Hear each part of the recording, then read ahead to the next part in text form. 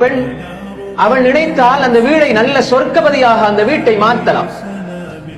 எப்படி நல்லறங்கள் நிகழக்கூடிய, மலக்குமார்களுடைய வருகை இருக்கக்கூடிய, சைத்தான்களை விரட்டி அடிக்கக்கூடிய ஒரு வீடாக ஒரு பெண் நினைத்தால் மாற்ற முடியும்.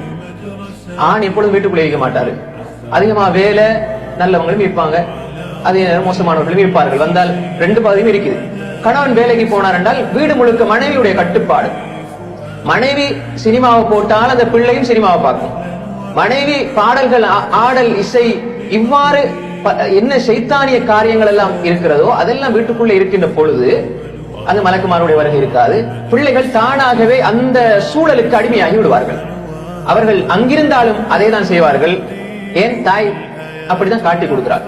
அங்கிருந்தாலும் அத்தனை செய்வார்கள், வெளியே சென்றாலும் அதைத்தான் அவர்கள் செய்ய போறார்கள். எனவே ஒரு தாயினுடைய மாற்றம், ஒரு பெண்ணினுடைய மாற்றம், ஒரு மனைவியினுடைய மாற்றம் தான் கணவனுடைய, பிள்ளைகளினுடைய, குடும்பத்தினுடைய மாற்றத்துக்கு அஸ்திவாரமாக இருக்கிறது.